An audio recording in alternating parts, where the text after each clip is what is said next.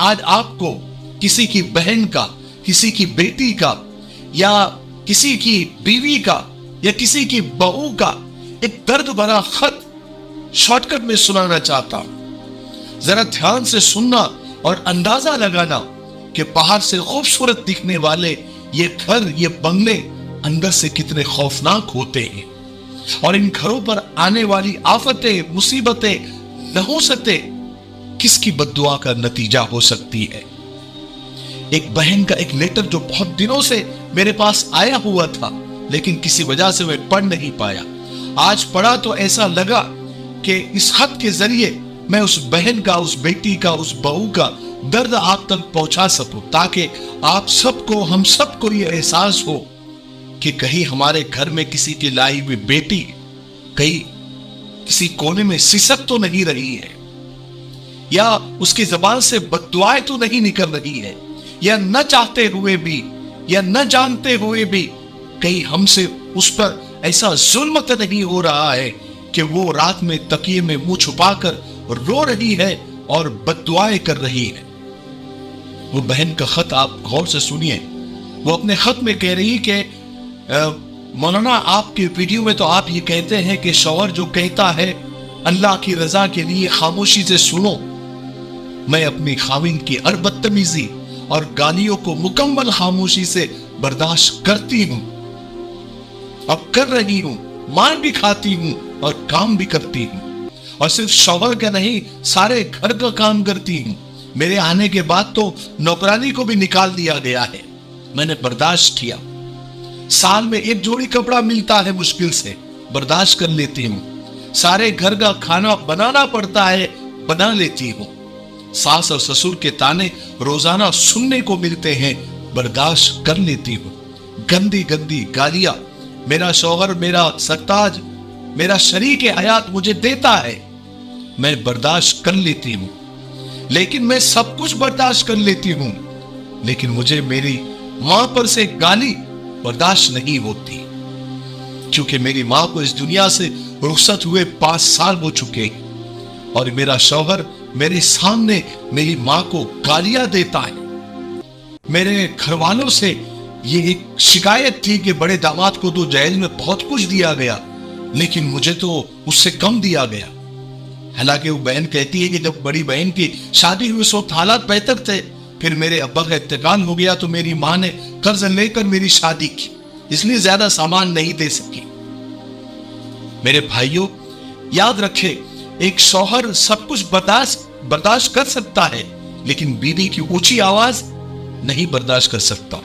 लेकिन दूसरी तरफ यह भी हकीकत है कि एक बीवी सब कुछ बर्दाश्त कर सकती है, लेकिन उसके घर वालों को बुरा भला कहना वो कभी बर्दाश्त नहीं करेगी। वो सारे ससुराल से लड़ भिड़ जाएगी, और खास करके माँ बाप के ऊपर तो वो एक लफ्ज भी नहीं सुन सकती, चाहे आप उसे सोने का निवाला खिलाओ।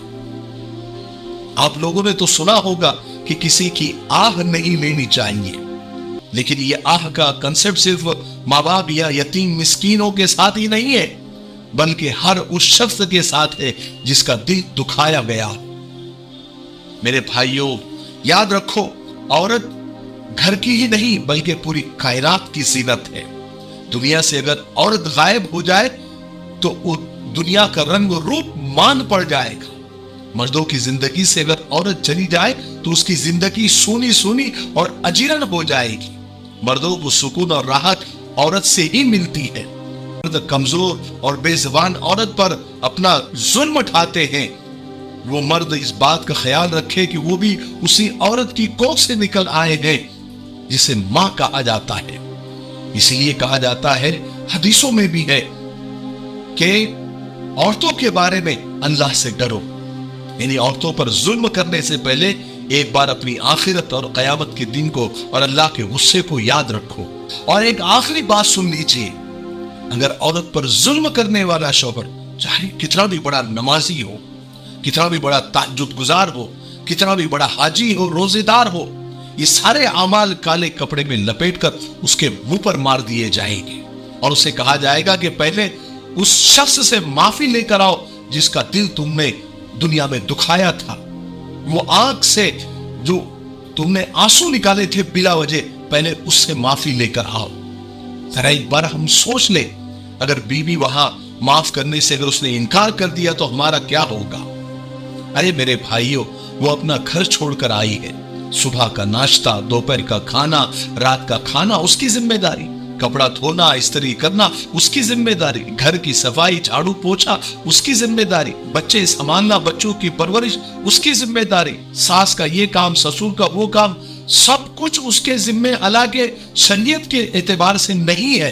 दुनिया के किसी भी बड़े आलिम से आप पूछ ले, इनमें से कोई एक काम भी बीवी की जिम्मेदारी और रिस्पॉन्सिबिलिटी नहीं है सिवाय बच्चों की परवरिश से। अगर वो इन सब कामों से इनकार कर दे तो उसको गुनाह भी नहीं है, लेकिन फिर भी वो अल्लाह के बंदी सब कुछ करती है। इसके बावजूद उसे गालियों से नवाजना, उसको उसके घर वालों को गालियां देना, उसको मारना, सबके सामने उसको जलील करना, ये कहां की अक्लमंदी है। उसे उसके साथ कभी भी आप जुल्म मत करो, उसको गालियां मत दो, उसके साथ बदसलूकी मत करो। वो तुम्हारे बच्चों की माँ है, उसे सीने से लगाओ। तुम अल्लाह के बंदे हो, वो भी अल्लाह की बंदी है, और अल्लाह सब कुछ देख रहा है। हमारे उस्ताद का एक जुमला आपको सुनाओ।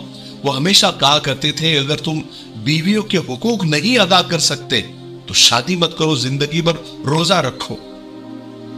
शोहर तो मुहाफिज होता है, और जब मुहाफिज ही यानी रक्षक ही जब बख्शक बन जाए, जब उसका मुहाफिज ही उसको गालियां देना शुरू कर दे, तो फिर उस घर की तो कोई खैर नहीं, न दुनिया में न आखिरत में। अल्लाह के लिए अपने घर में आई हुई किसी की बेटी को आप उसके साथ वही सलूक करो जो आप अपनी बेटी के साथ चाहते हो। बात समझ में आई? मुझे उम्मीद है कि आज की वीडियो से और आज की इस बहन के इस खत से हमको कुछ सीखने को मिला होगा। तब तक मेरे लिए, पूरी उम्मत, पूरी इंसानियत, पूरी मानवता के लिए और हमारे प्यारे मुल्क भारत के लिए, यहाँ की अमन, शांति, तरक्की, उन्नति के लिए खूब दुआएं करते रहे। अस्सलामु अलैकुम व रहमतुल्लाहि व बरकातहू। अल्हम्दुलिल्लाह। नाज़रीन, इस वीडियो को जितना से जितना हो सके शेयर कीजिए इंसानियत के लिए, क्योंकि ये सदका जारिया भी हो सकता है अगर किसी एक इंसान का भी दिल बदल जाए। तब तक के लिए मिलते हैं अगले वीडियो पे। अल्लाह हाफिज़। अस्सलामु अलैकुम व रहमतुल्लाहि व बरकातहू।